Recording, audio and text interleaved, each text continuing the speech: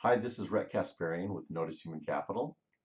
Thank you for joining us today. I would like to talk to you about the concept of emotional intelligence as it relates to you as a job seeker.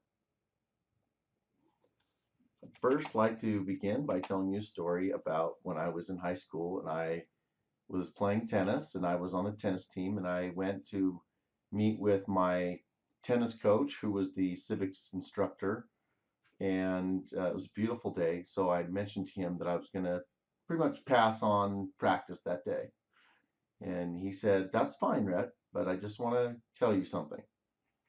Right now, somebody is practicing tennis, and you're not. And when you meet him in head to head competition one day, you'll lose." So that really had an effect on me as I thought about that and decided I was actually going to go ahead and practice. When it came to my tennis technique, I was known as more of a scrapper. I didn't really have a lot of the best technique, but I definitely had the effort and the desire to win, and so that would score me a lot of points. I definitely didn't have the best technique, and so when when I had this tennis coach come to me and show me how to hold the tennis racket in my hand, it felt very awkward. And as you know, as you can see in this picture, when you're serving the tennis ball, you're throwing the ball very high above your head, and you're reaching out in a way where the tennis racket is at a completely different kind of 90-degree angle as you are swinging to hit the ball. And it feels like it can't be right, right? It doesn't make any sense. And so when you begin trying this technique, you're hitting the ball basically over to the track and over to the condos nearby. It's a miserable experience trying to overwrite your natural tendency or habit in the way that you grew up playing tennis. And so in your mind, you know this is the right way to serve, but it's frustrating and you kind of start to lose your joy of playing tennis.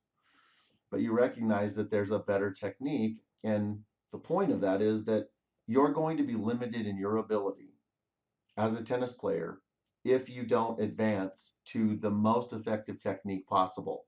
One day, when you finally hit the ball the right way and the top spin comes down and the player that you're playing against kind of swings and whiffs at the ball, so all the frustration kind of goes away and the joy of the game goes to the next level basically.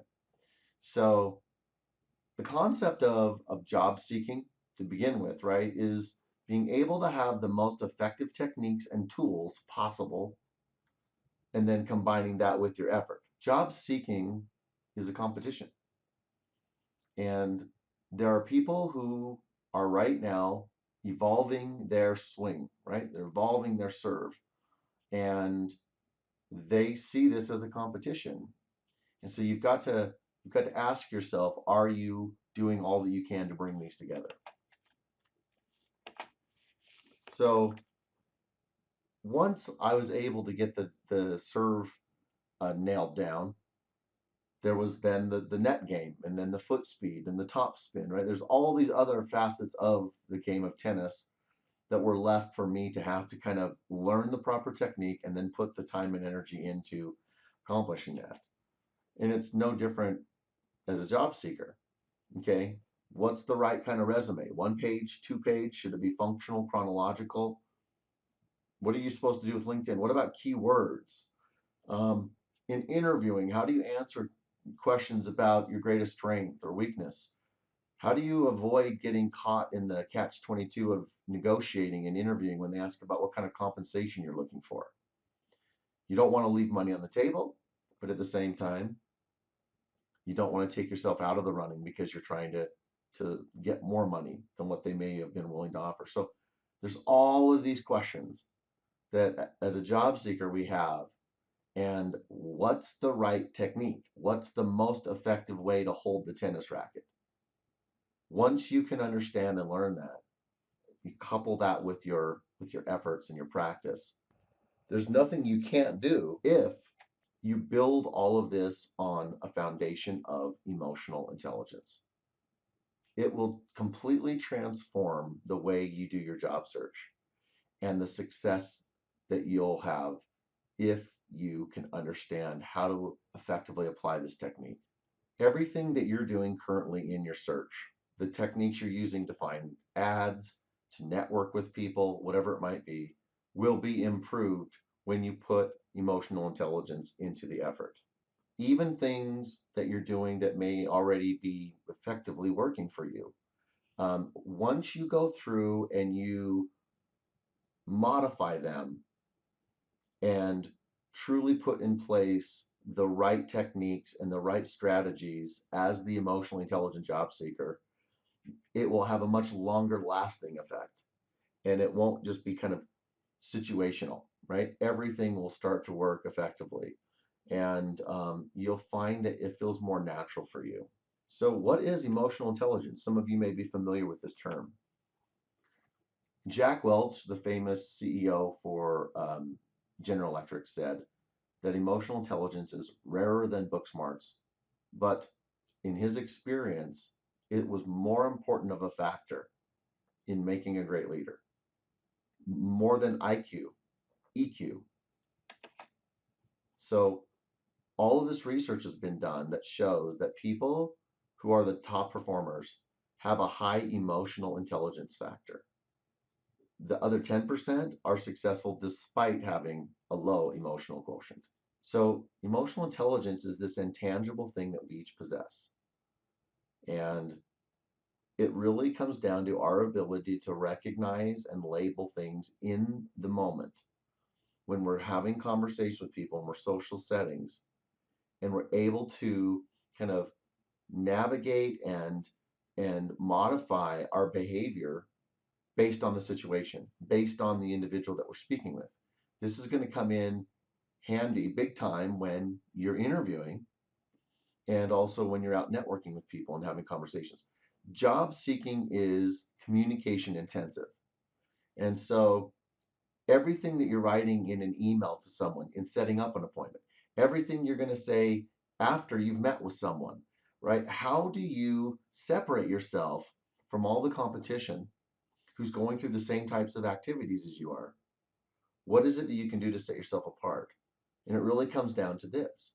If you are able to effectively moderate and modify who you are and what you're presenting to somebody based on the situation that you're in, you're going to be much more effective than someone who basically just goes into each situation with their set game plan, and this is who they are, and that's just how it is, and they kind of roll the dice on having that chemistry match up. There's a much better way to do it than just basically rolling the dice. Understanding where we're weak and what areas we need to improve upon in our own individual personalities and our emotions and our behaviors will help us make better decisions. When we make better decisions, the ripple effect of having made those better decisions will come and give us a return on investment of having made the better decisions than what we're making now. Here are some traits of emotionally intelligent people.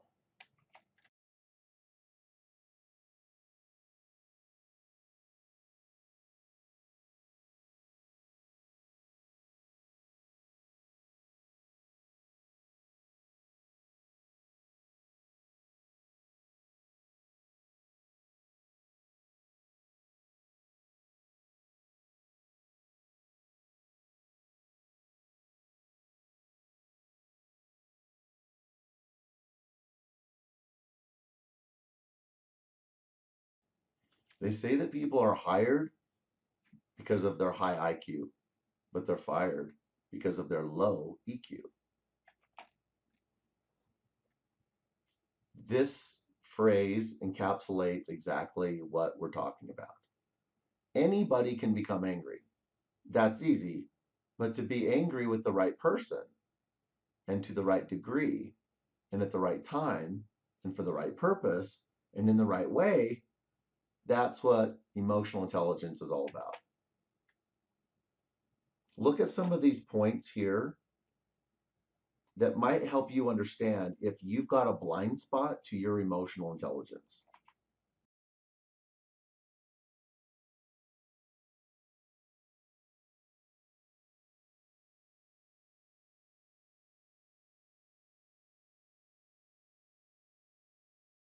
Okay? Take a second right now and think about this. Think about whether you might have a blind spot, as I just said. Are there issues in your personality that may be preventing people from hiring you, from connecting with you, from liking you? Okay. One of the things that's true is that change is hard, especially in areas that we feel like, hey, this is just kind of how I am. This is how my family is. These are traits I have.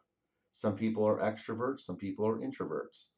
Um, Everybody has something that they know is potentially a weakness. And so we're all very aware of our own weaknesses, right? And we kind of beat ourselves up over those. But everybody has liabilities. That's just the way it is. The person that can recognize what they are and put in place a plan and a process to limit those liabilities, and then on the other end, accentuate the positives that they bring, is the one that is the brand that the buyer buys.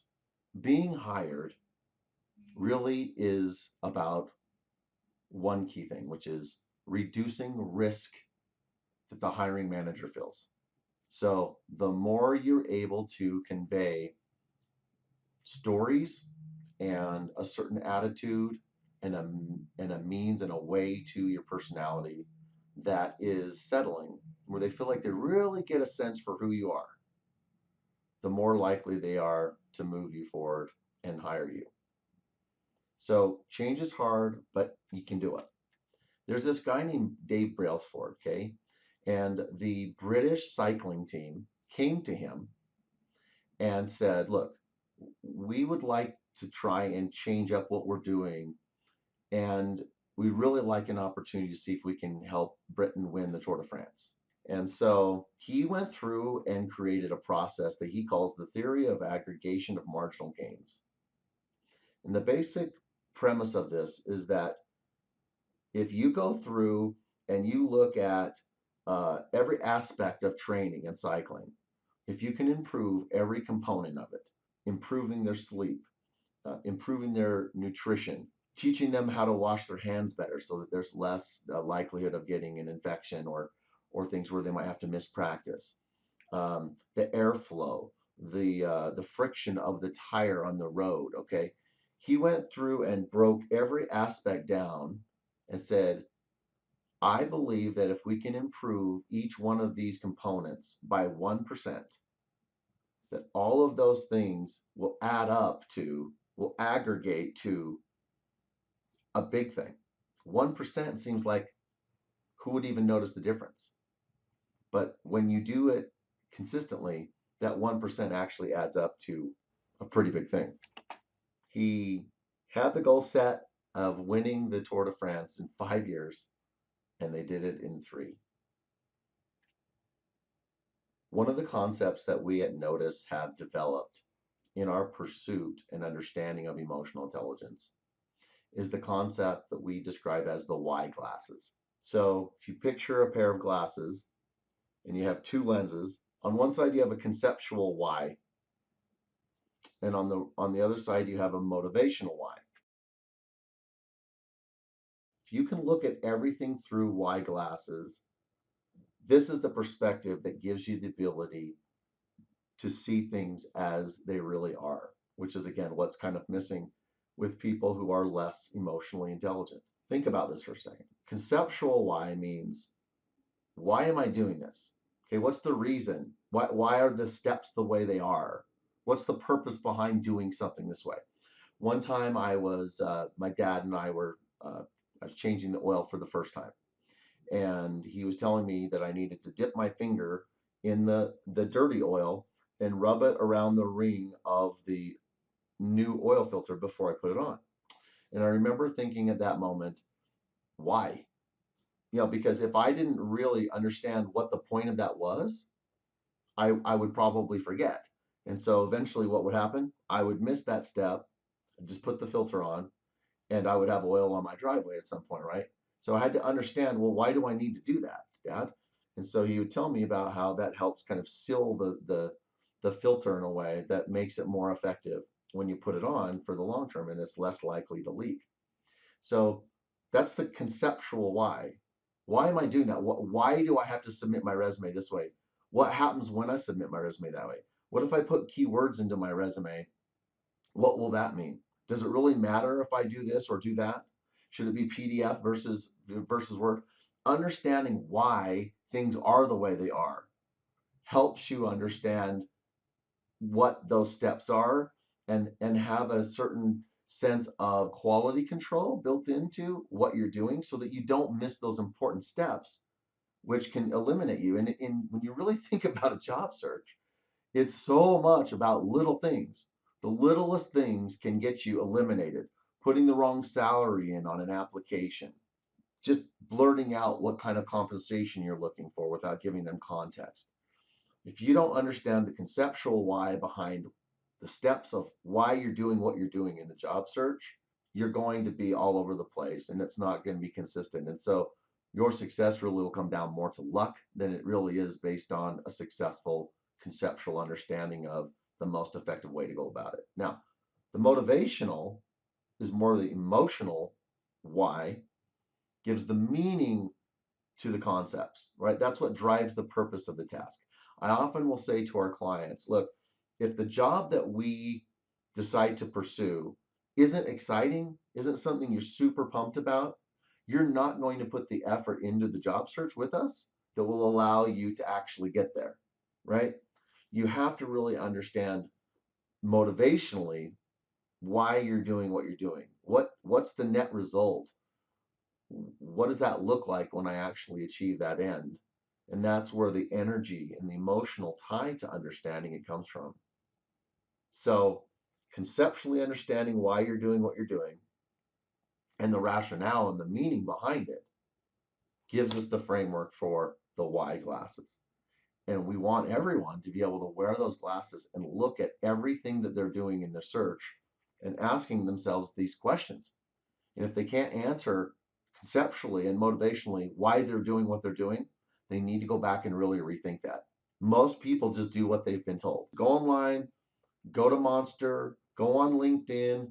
These are the things you do. Have you ever really stopped and asked yourself why you're doing that? Or if that's the best thing that you can actually do? So most people don't stop to understand any of that. They want to get a job as fast as possible. And so what happens? If you think about a project, the first part of a project is the planning phase, right? Everybody wants to get through that part as fast as possible. They want to get to the actual doing. But the problem is if you skip the why, if you're not really understanding that, you want to just get through and get going. So you just start posting your resume, but you're posting not a good resume. You haven't taken the time to put the right kinds of words in. You're not changing it up for each position, right? There's all of these things that need to be understood before you start posting it. Okay, the picture you use on LinkedIn, whatever, there's a million things. If you don't stop to understand all of those in the first stage, you have all these undo redos that you have to go back. And so it actually takes you more time to achieve the end result than if you had just taken the time up front to understand and apply the why glasses to what you're doing. Understanding the positive ripple effects that come when you do things right, because once you do this, this is what actually happens. Your resume is more likely to actually be seen by the HR manager because you put the right keywords in, or you knew the right person and you asked that friend of yours in the right way without putting them on the spot if they could refer you in. You have to understand both of those. So this is what it comes down to. The truest essence and greatest potential to harness the power of why is when your heart and your mind work together in common cause. You've got to take things from misunderstandings, um, misnomers, and just doing things because that's what you're supposed to do, or, well, that's what I have to do. That's what the job description said I had to do. Okay, that's not a good reason.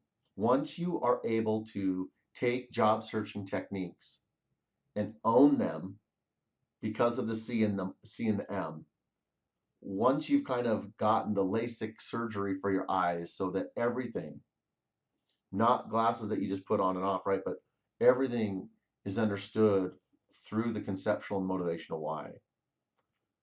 You will commit to it on a personal level. You will have the motivation that comes from that and the consistency in the effort by implementing the right strategies and processes so that the results will come as quickly as possible because you haven't skipped any of those steps.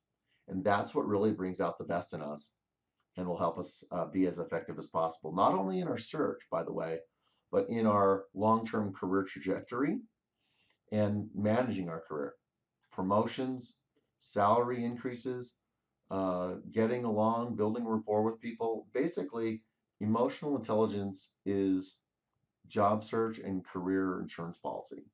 Here's another really important part of it. Go back to the tennis story I talked about and think of my coach. Okay. If he didn't get me to adopt the new way to hold my racket by explaining the motivational and conceptual why behind that, when I would be in a tennis match, if I was losing, right, and I was frustrated because I'm hitting the ball, but I'm hitting it out because I'm trying to use this new technique, but I'm not very comfortable with it, I'm much more likely to go back to my old, less effective, but comfortable way. I might win a few points here and there by doing that, or I might even win that match. But over time, I will be limiting my potential to be the greatest tennis player that I can be. Let's look at it from a perspective of a salesman. Okay, look at the statistics here. Most salespeople, okay, this is your list, make these phone calls, this is your script, this is how you go about it, okay? They're shown what to do. Now, someone could say to the salesman, listen, you need to follow up, right? You got to follow up with people. 48% of salespeople don't even do that. 20%, 25% second contact and stop and so forth, okay? 80% of sales are made on the 5th to 12th contact. Now, that's actually probably similar to what it is following up after an interview, okay? Did you know that there are some companies that literally don't call you back almost as an extension of the interview because they want to actually see if you'll follow up. Like that's the last interview question, right? In a sense, anyone who doesn't call us back, you can send the token email. Thank you. I'm even more convinced now than ever that I'm a good fit. They don't care about that. They want to see who actually takes the initiative. That starts to limit people down there. But do you keep following up? Okay. Maybe the job, a lot of it requires someone who's very effective at following up. Now, picture this. How many people, if you're going to send out 5 contacts, okay, you're going to keep following up 5 times, how many people would get to like the second or third and start to let their tone change, right? A little bit, hey man, I haven't heard from you or whatever. Right? How many people have a set 5 type of style follow up, either on the phone or in email form, that still maintains the professional presence and tone that you want? Okay, so I would even say, even if you're one of those people who actually makes it to being someone who does follow up so much that you're able to capture those sales, maintaining the emotionally intelligent follow up methodology, I think, is very difficult for people. So that's really important. But my point is, more importantly to it, is now if you are shown this as a sales rep, you're far more likely to follow up because you know conceptually that success happens through consistent follow up. So now it's not just what somebody told you to do once you took the job, or you thought, well, that's just what salespeople are supposed to do. No, it's because the results here show what the rationale is. So the way I would go about my sales job with this information explained to me would be dramatic. So look at this, right? The motivational why shows the ripple effect. So when we continue to strengthen the relationships, for example, if I say to someone, look, we need to follow up with our clients and we need to take care of them and strengthen those relationships. Well, why? Because when you do that, you'll get referrals. Okay, so well, when you get more referrals, you spend less time cold calling. And you're spending more time providing value to the client, which is a much more enjoyable thing to do than cold calling. So you'll enjoy the nature of your work more, which leads to you making more money and makes life happier. makes the lives of those that you live with better because you come home and you're happier with your family members. And so strengthening relationships with your clients leads to this, which leads to this. There's a ripple effect to everything that we do. And the wide glasses help us understand and see that future.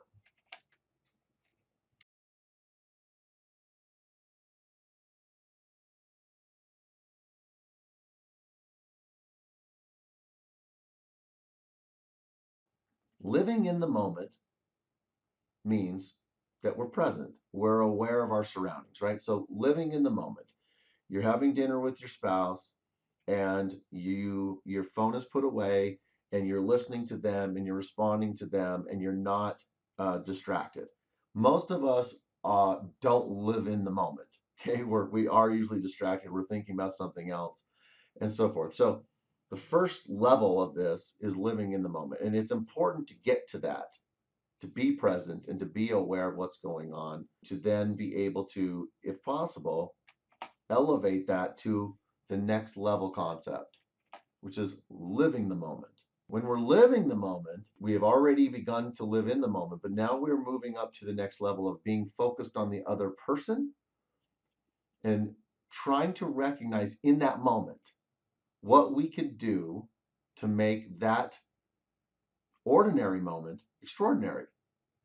Okay, with your wife, with your son, in the interview, in a networking or connect working meeting, in every moment of your life, if you're living the moment, you're actually thinking about the other person. So, well, Rhett, how do you know if you're living in the moment or you're living the moment? When you're living in the moment, you're thinking about yourself.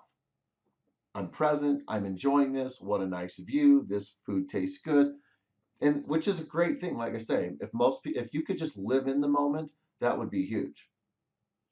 But the special sauce to life, to your job search, to interviewing, to everything, is to be able to effectively live the moment with each person that you're with.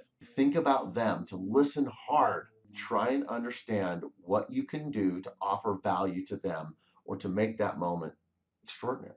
You have to try to actively see how your actions in each moment can affect the future. And you remember there's that moment in Back to the Future where he's holding up that Polaroid picture and you can see here his brother's kind of starting to fade.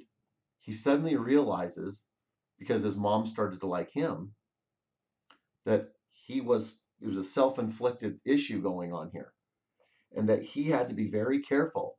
In fact, he knew at that moment, once he saw how his future self would be affected by his decisions in that moment, he had to start living in the moment, right? With every decision, he could not just go on autopilot like most of us are each day. Okay, every decision had to be deliberate, knowing that he literally had no future if he didn't make each action that he did before the electricity, right? Before the lightning would strike the clock tower at a certain date and time that he knew of. He had, from that moment of looking at the picture, lightning struck the clock tower and sent him back to the 1980s. He had to make sure that he did everything in his power to ensure that his mom and dad would get back together. Okay, so that's living in the moment. Now, living the moment happens when he inadvertently, so remember, he did not purposely do this, but while he was back in that time period and he was living in the moment, he did something different where he thought about his dad and he basically gave his dad a little bit of a pep talk, right? You're pretty good at the science fiction stuff, right? He was a nerd, but you might want to try your hand at writing it, and oh no, I couldn't do that and all that. But just by thinking about his dad and offering that up to kind of give him a boost, um, it did something to his future. When he went back, Biff was waxing his dad's BMW. His dad was a famous sci-fi writer. He had that sweet Toyota truck in his garage, and his parents didn't care if he went up to the lake with his girlfriend. Remember? So, wow. Okay. He didn't make the decision to help his dad, thinking about how that would positively affect him in the future. He just did it because it was a nice thing to do. But it shows the effect, the ripple effect into our future.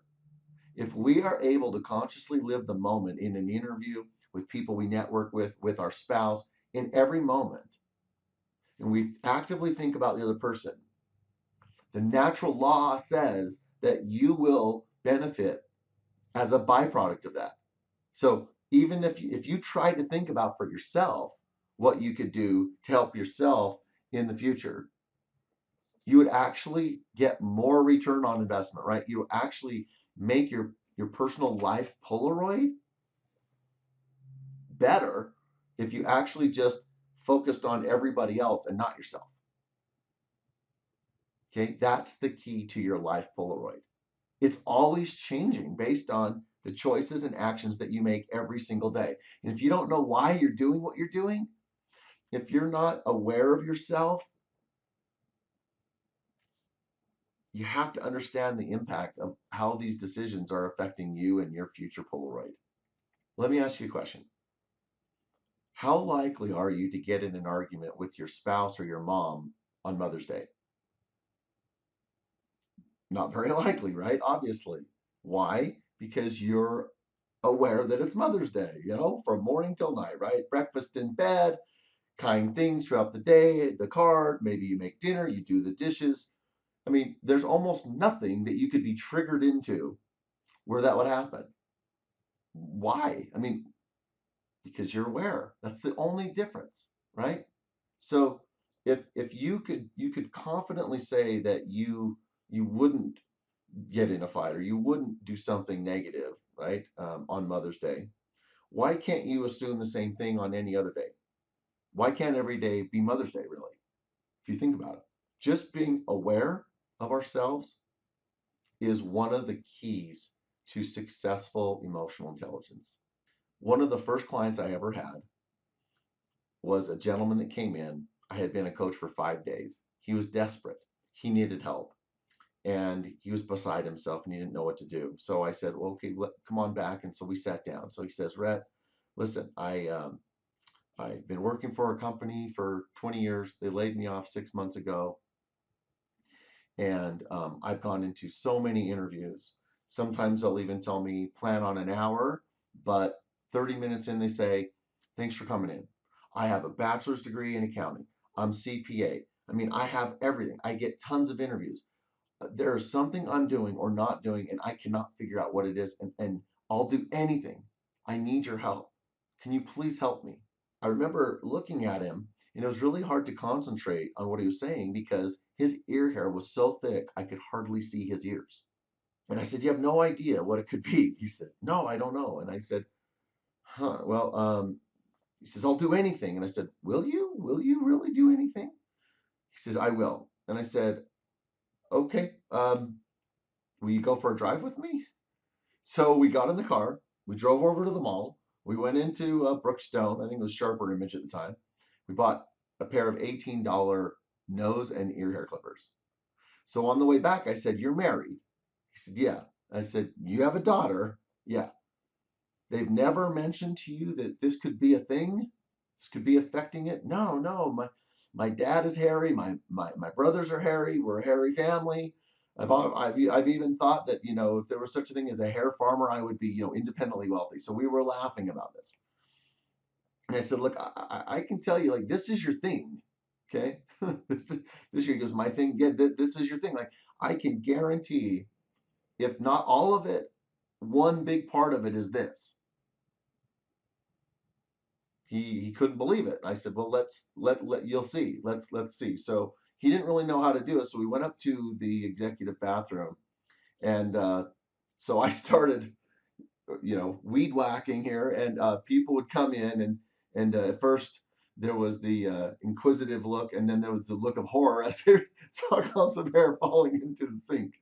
And so I got him taken care of. We walked back, and he's like, "I'm 5 pounds lighter," and so we sat down, and I said, I really believe that I I bet 30 days you have another job. And he's like, there's no way. And I said, look, just trust me. You're a nice guy, obviously well qualified. You're getting plenty of interviews because your credentials are there.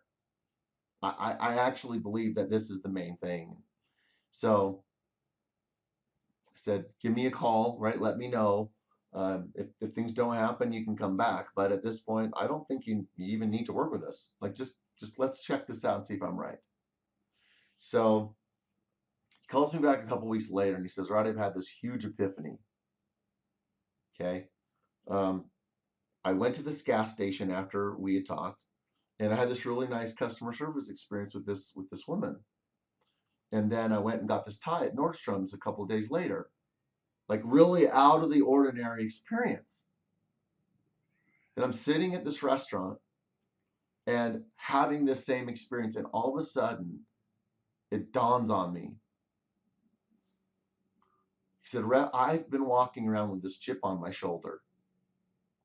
And I thought that society was kind of messed up, right? That nobody made eye contact anymore, and people couldn't communicate, and what's happened to this younger generation? All that for years, I've been kind of bitter about it. And all at once, it dawned on me that people weren't making eye contact because they were weirded out by my ear hair. And I stopped and thought about that. And I said to him, it's an interesting kind of thought that most people would say, oh, I would have recognized that. I can't even believe this story right now, right? Because how could he not have known? And they would be sure that they would have noticed their ear hair. And I said to him, what's really interesting? We all have ear hair. Behavioral ear hair, emotional ear hair, other physical issues, and we don't see them, right? Almost every person has something that's holding them back, and they are unaware. Or they're aware, but they don't care. Or they're aware, but they don't know how to change it. Okay? But it's there, and it's hurting you. Emotional intelligence comes down to being able to basically hover over yourself objectively, like a 3D camera, and see your weaknesses, to recognize them proactively on your own, and do something about them before someone has to bring it to your attention. But when they do bring it to your attention, you have to treat feedback, improvement. Hey, I just wanted to pull you aside and mention this to you, like it's a gift. Like you're so grateful for the feedback. Even if you think they're totally off base, you have to say, is there any grain of truth in what they're saying? And if so, just grab that part and just let the rest go. Treat it like a gift. Try to observe yourself and recognize, look at traits in your family, look at all these things that you've observed genetically and say, you probably have some of that. It's very easy, by the way, to see it in our siblings or our parents or whatever, and think that somehow we were that gene pool skipped us, right? We're the enlightened, we're the better one. The truth is, there's going to be some part of it there, and you probably have a blind spot to it. Whether it's talking over people, whether it's not listening very well, whether it's talking and like never stopping, whether it's again bad breath, body odor, not whitening our teeth, not keeping ourselves in some kind of fit condition, showing up late. I mean, there's a myriad of things. I urge you to stop and think about what some of these weaknesses might be. Try to identify what the most egregious ear hair is, and then put in place a plan to keep that in check. We have to bring our reality into reality. Because in some way or another, we're all walking around like John was, unaware of how so many other things are affecting. So think about this. He gets the job, okay? 32 days later, he gets the job. But every week, right, a new thing would come to him and he would think back to a moment, think, oh. So he knew that this is what was preventing him from getting the interview and then the job.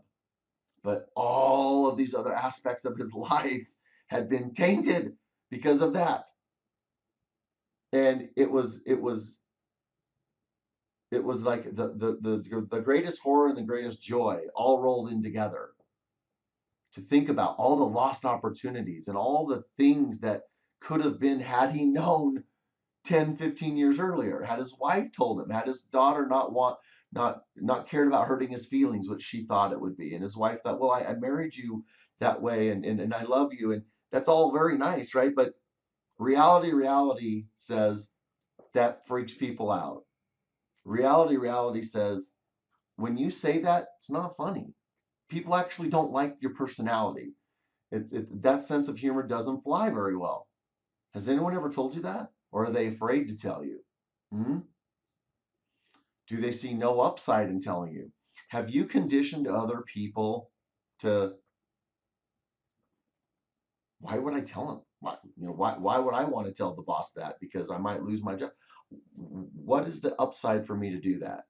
If you've created conditions where people are unwilling to tell you because they don't care about you now, because you don't care about them, or they've told you before, but you've never done anything, never really done anything to try to improve in it. If you've created those kinds of conditions, you need to undo them right away.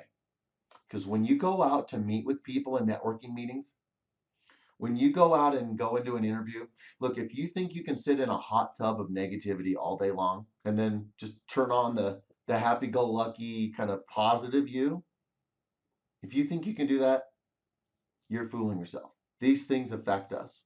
And sometimes because we're in a job search and it's negative and it's hard and it's rejecting, it affects your personality.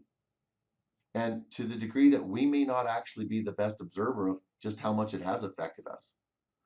And who we perceive in our mind's eye of who we are and how we come across to people may actually be different now. So it's time to break out the buck naked truth mirror and really take a look at ourselves and do some self-reflection, and even ask people that we know for that kind of feedback and give them a safe space to be able to actually be honest with us, because they know that it will really mean a lot to you if they can do that. And if you can do that, it can change everything.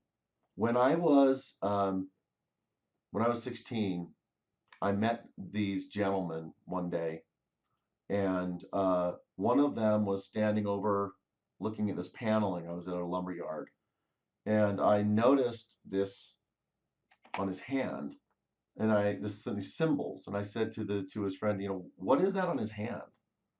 And he said, oh, it's Armenian, and it means patience.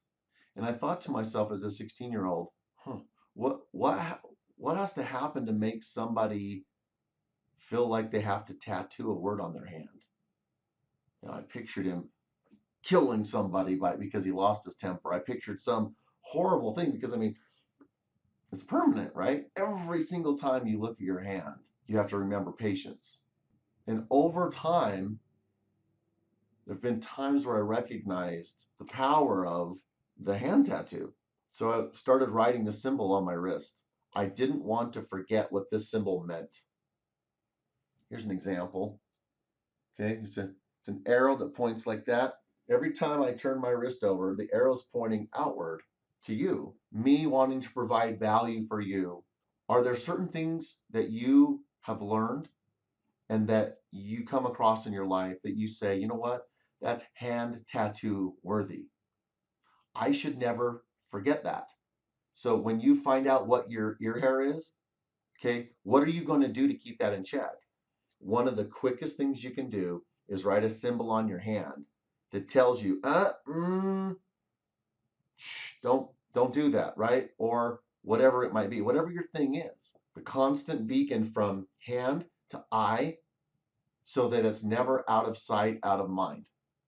Being able to control your life Polaroid and increase your emotional quotient is the cornerstone of success in your search And in the long-term career management and being able to achieve your own goals, reach the income levels that you want, get the promotions you want, everything comes down to your ability to make people root for you and want to see your success because of how much you've helped them and how many seeds you've planted with other people by your actions to be focused on them by living the moment, that everyone is clamoring to figure out ways to actually help you because of all the things that you've done for them. This is what Notice Human Capital's career management and job search program is built upon. I hope that this is helpful, and we look forward to discussing more of this in detail.